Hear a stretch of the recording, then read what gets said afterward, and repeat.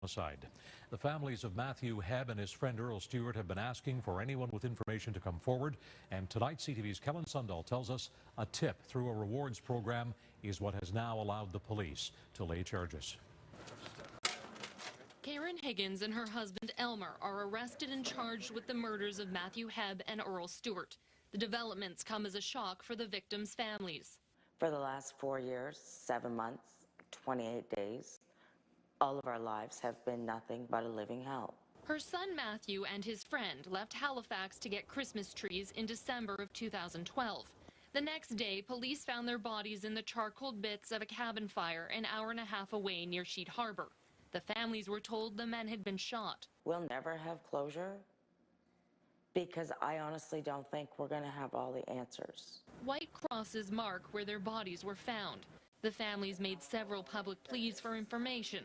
Last year, the Department of Justice offered $150,000 in exchange for information that leads to a conviction.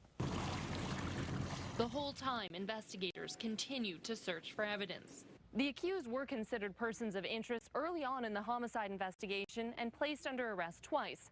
Today, police said a tip that came through the province's Rewards for Major Unsolved Crimes program allowed them to lay charges. Obviously, what we gleaned from that was of great benefit and helped support the charges of yesterday. The co-accused appeared in court today, charged with second-degree murder and firearm offenses. Tracy Stewart says her husband and the Higgins had been friends for years. 2 weeks before, everything was great. We were laughing, carrying on. I spoke to them. I cannot understand or even fathom. They plan to be at every court appearance to represent their loved ones and the families left behind. The Higgins are in jail tonight and will remain there at least until their next court appearance in October. The Crown plans to oppose their release at that time.